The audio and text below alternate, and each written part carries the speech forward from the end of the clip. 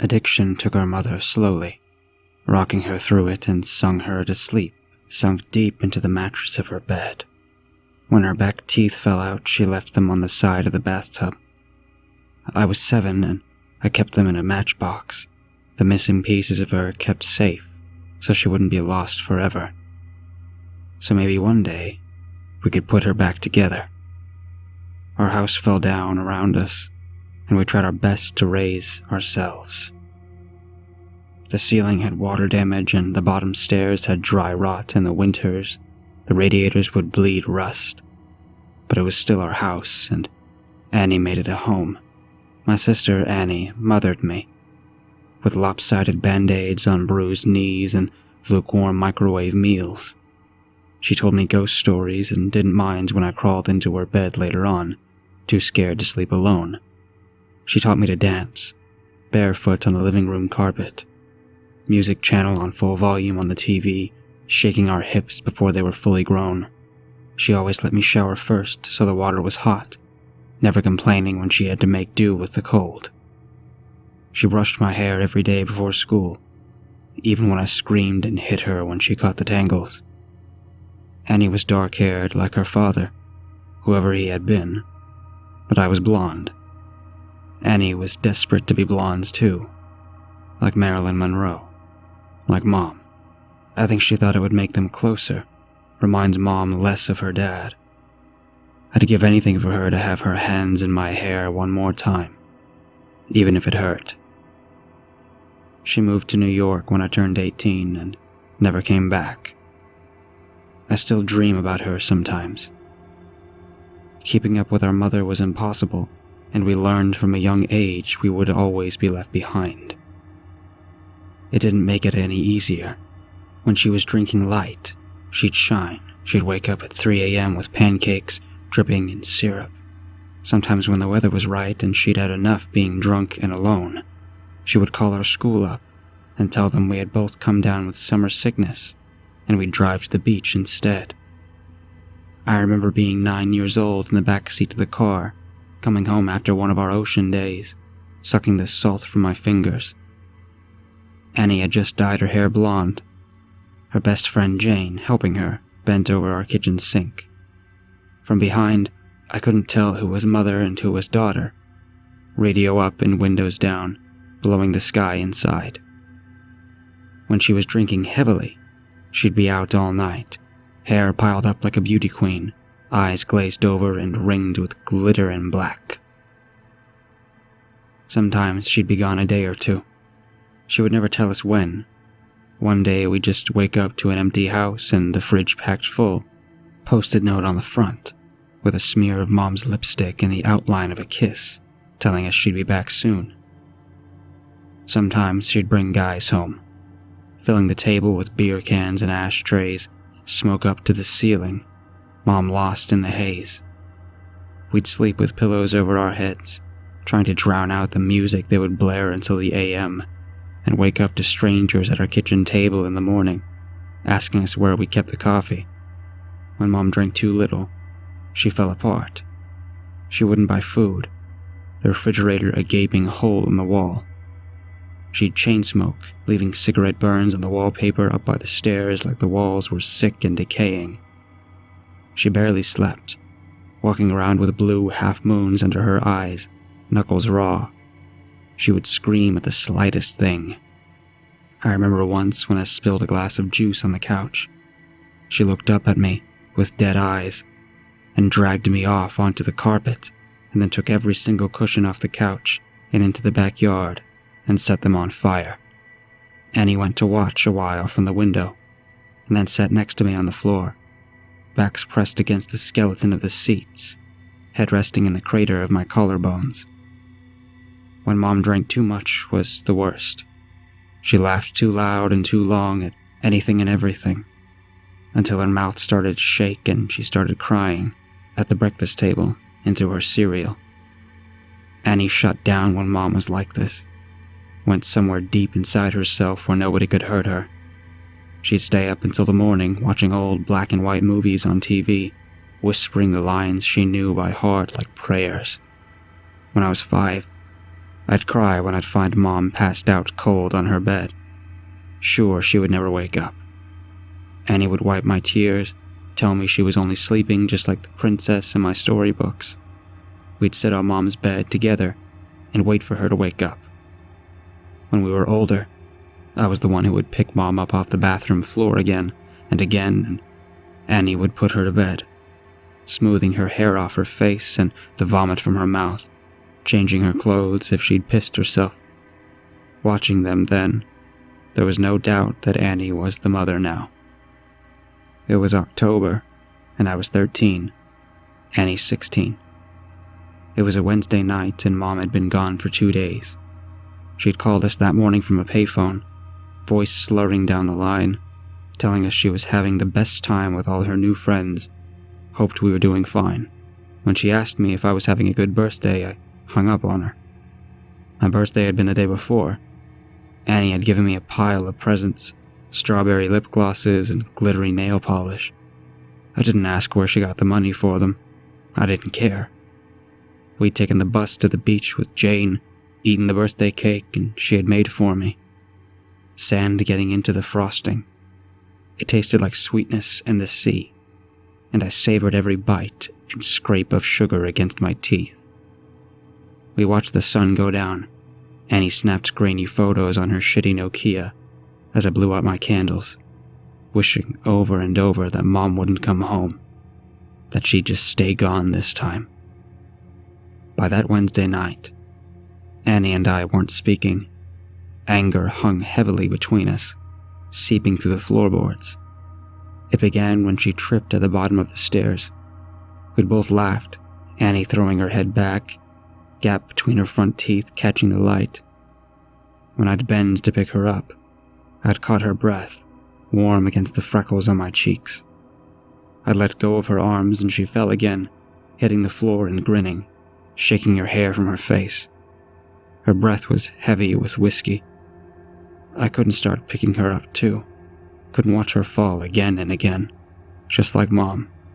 I knew she'd never get back up. I'd stared down at her, blonde hair fallen into her eyes, and all I could see was our mother. Then I was running, feet slamming the hallway like heartbeats turned loose. I'd run for the kitchen and tipped every bottle we had down the sink, shoving Annie back as she fought to stop me, catching liquor on her fingers as it fell. She grabbed my shoulders and made me drop the very last bottle. It smashed between us on the floor, glass shards shining like we dragged the stars out of the sky and broken them. Pieces we could never put back. Outside, through the open windows, the sky turned pale black.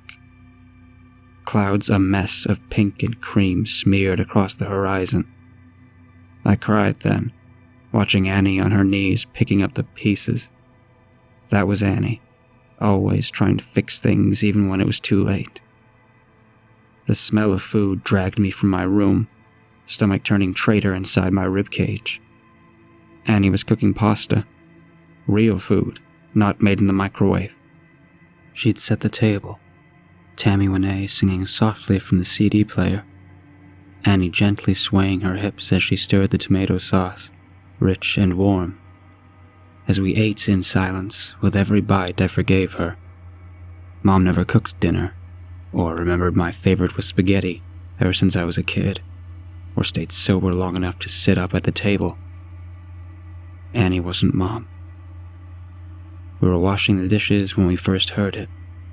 A moth was crawling down the inside of the pane, and I cracked the window to let it out into the dark. From the backyard came a faint sound. I tilted my head to listen as it was coming from far off. Crying. I figured it was Mika, the 2-year-old next door, having a tantrum loud enough for us to catch. Or maybe even Lucky Strike, the cat that junkies down the street begged for food like he sometimes did. I always wanted to feed him when he came around, winding over my ankles, but Annie always stopped me, saying once you started giving, they never stopped taking. Looking back, I don't think she was talking about the cat. Annie flipped the Christmas lights strung up around the porch, and we sat on the plastic beach chairs watching the skies. When we were little, We'd sit outside and Annie would tell me the names of all the constellations and the stories of how they came to be, hung up in the night sky. I had to grow up before I realized she made them all up as she went along. It was a game we'd still like to play now, making up ridiculous stories for the shapes we could pick out. "Ah yes, that one is the Coors Light. It got there when God dropped it out of his convertible window and never picked it up," she said, nodding sagely and hiding her smile. "Of course," I said, waving my hands and pointing up past the power lines, right next to the ashtray, left there by angels on a smoking break. "Yeah, they say if you wish on it, all your dreams will come true," said Annie, grinning. She stopped laughing, voice quieter, face tilted up to all those dead stars. "Let's wish, Emmy. Let's wish." So we did. The sound of crying interrupted us. It was closer this time and definitely human. We turned to each other, confused. Annie shrugged and I squinted out into the black. It sounded like a baby, lost and tired and alone. "It must be Mika," I said, slowly getting to my feet. "Maybe he walked around the back." "Shit. Do you want to call Connie and tell her we'll bring her over?" Annie didn't reply, and I sighed, rolling my eyes. "Guess I'll do everything then." I stepped off the porch, grass soft against my heels. The air smelled like it might rain, fresh and clean and growing, a promise unfulfilled. "Em?" Annie's voice was strained. I turned to her, smiling. It died on my face when I saw the look in her eyes. "Em, get inside, now." She was staring out into the dark, past me, opening the door with one hand behind her, fingers fumbling on the catch. I froze, barefoot in the dirt. I found what she was looking at. In the bushes by the back fence was a person, crouched with their knees tucked up near under their chin, arms wrapped around legs. Their mouth hung wide, softly opening and closing as he cried, like a child, lost in the dark. Not like a child, but someone pretending, mimicking the sound, opened and closed out in the blackness. Suddenly, they straightened, snapping upright, face still hidden by the black. They were tall and thin, too thin to be a normal person. Panic made me move. Animal instincts left over from the days we lived up in the trees carried me forward.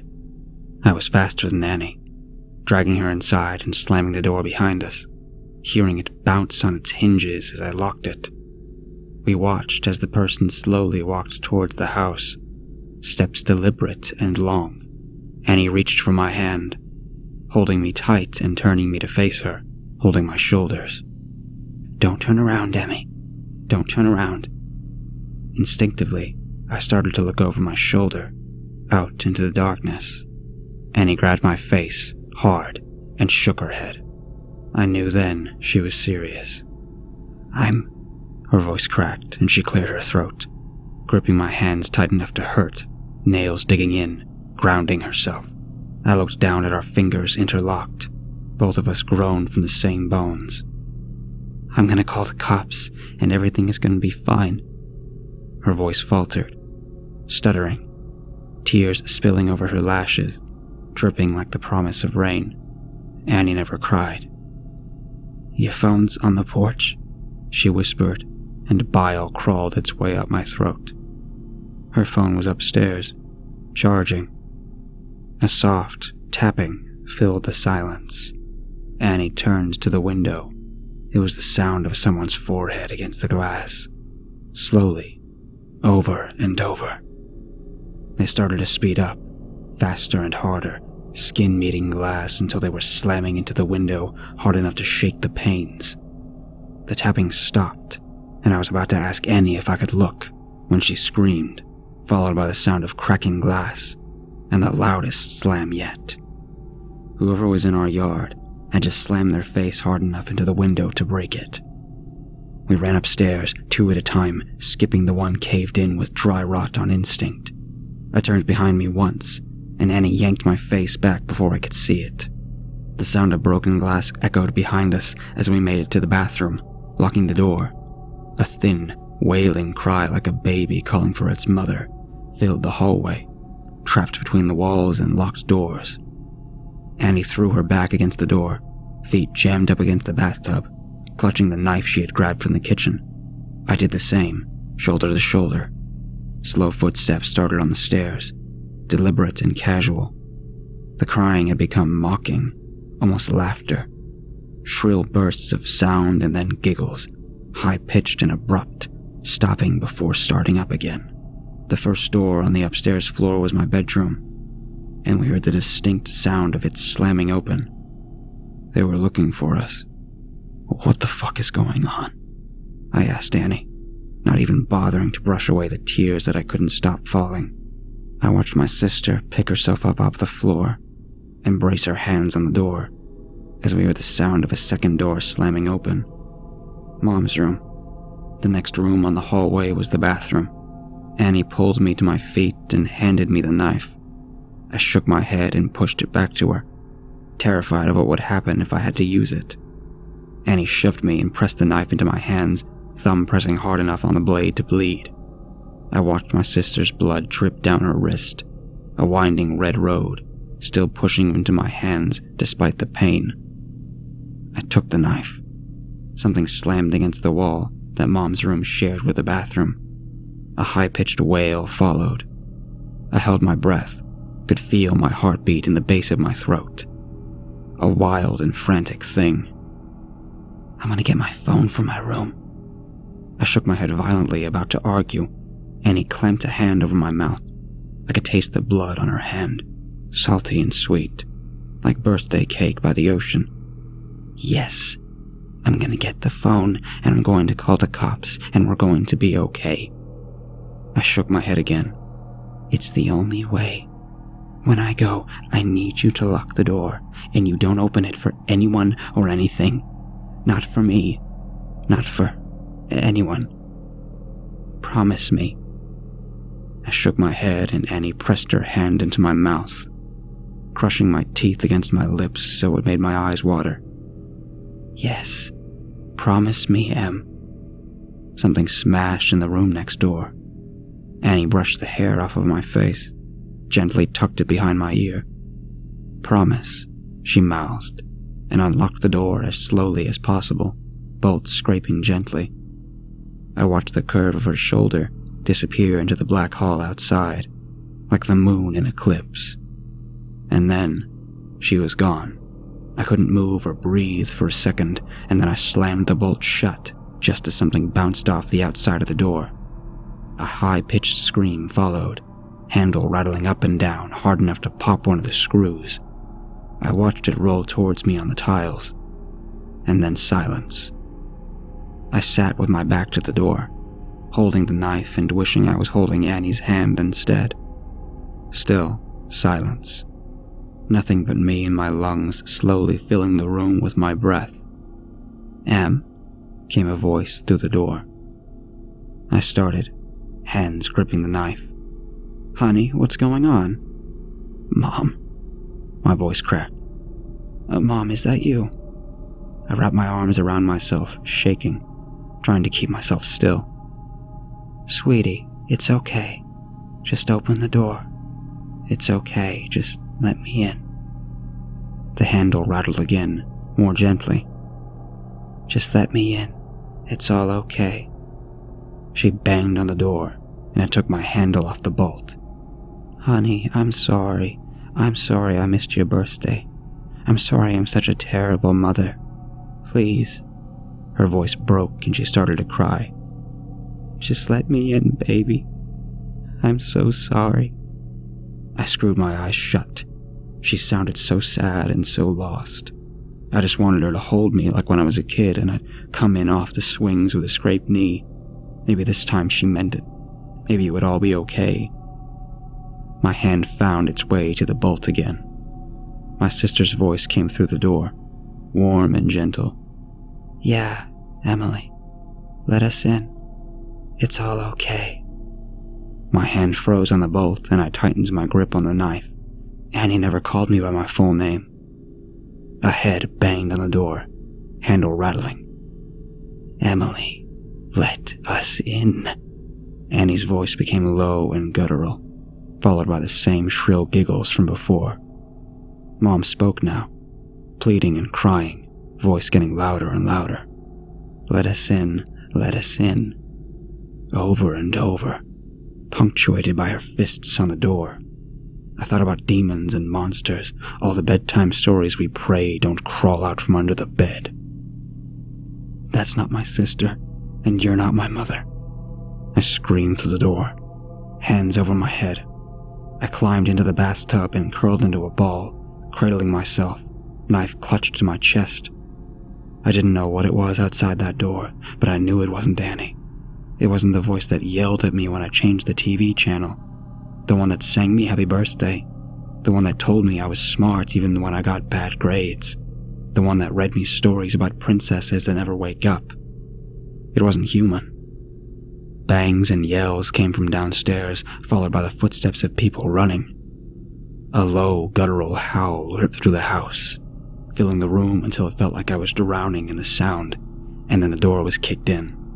I screamed, covering my eyes, waiting to die. Arms found me and lifted me from the tub, carrying me from the room. I looked at the outside of the door and I was carried downstairs. It was covered in long, scraping claw marks, dragged down to the floor. Pillows ripped apart, covering the hallway, like it had snowed inside.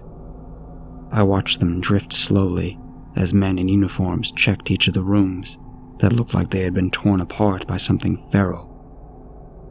Outside in our driveway were police cars and an ambulance. In the middle of it all was Annie, bathed in blue and red light as it washed over her, lit up in the dark like a neon angel, face aglow. I threw myself from the cop's shoulders and ran to her, holding us both together, broken pieces and all, standing under all those constellations we made up. Gentle screaming came from the ambulance, which rocked occasionally. Annie gently turned my head away, smiling so sadly it made my chest ache as I understood. Turns out there was no demon, no wild animal or bad men trying to break in.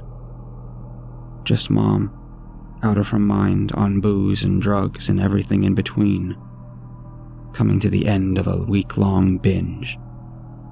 Something had finally broken inside of her head, and this time, we couldn't put her back together, no matter how hard we tried.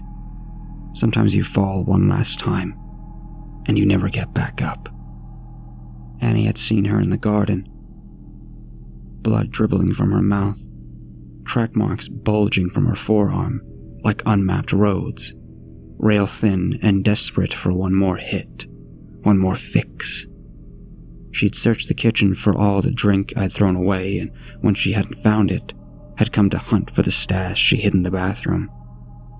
She hadn't wanted me, just the drugs on the other side of the door, so high she could mimic Annie's voice almost perfectly. Turns out the real monsters are the ones that eat you alive, slowly. The kind that come in a bottle or a needle or at the end of a long list of reasons why you can't get out of bed in the morning. Sometimes the monsters are the ones that raise you or love you the most. But it's up to you if you let them in.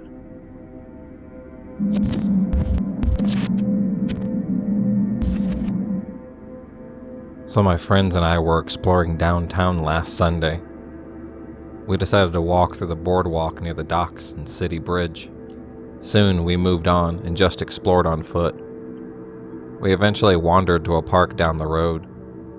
We sat down at a table, and while we talked, a preteen girl wandered around the area with a pink voodoo doll. From a distance, it seemed to be a wad of yarn. Soon the girl slid into the bench next to one of my friends. At first, I thought she was resting because other benches might have filled, but when I glanced around, most of the other tables and seats were empty. We noticed her wad of yarn was actually in the shape of a humanoid, and it had a needle stuck through his head. Hair was wrapped inside. I wasn't intimidated because I'm not spiritual, and I've seen weirder stuff. But then she started speaking to us. "If I jump into the water, what do you think would happen?" she asked. No introduction, no exchange of names. She just had a slight accent. I have depression myself, so the question was a warning sign to me. Call it intuition, especially since she was looking straight at the bridge behind my friends. But instead, I asked, "What, for fun?"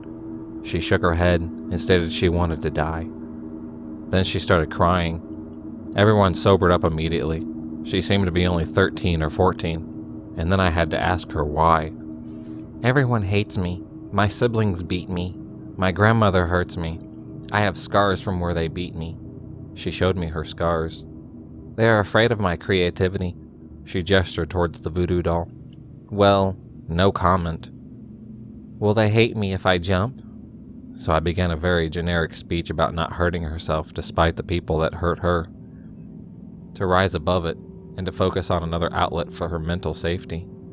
My friends joined in too, saying she had a future and that she deserved way better.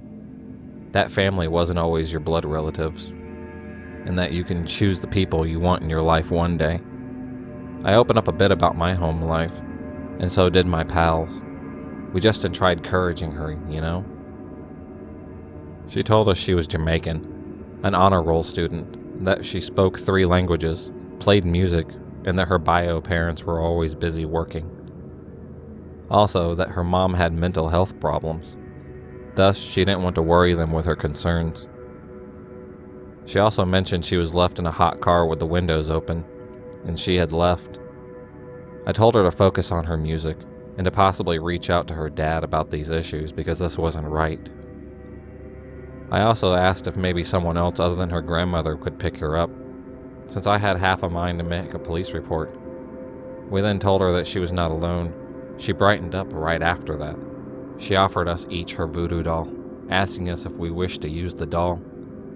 I think all of us had a person in mind to use it on, but we knew much better than that. One by one, all 3 of us declined. We were happy to help the girl from hurting herself, of course, but the situation wasn't ideal. It spooked us a lot. Afterwards, she borrowed my friend's phone to call her mother. It wasn't clear. After she gave her driving directions to the park, we waited until her driver found the front entrance. I thought it was her mother picking her up, so I didn't say anything else. The girl corrected me the last second, saying that was her grandmother. She seemed afraid still, but more resolved. She thanked us and was gone.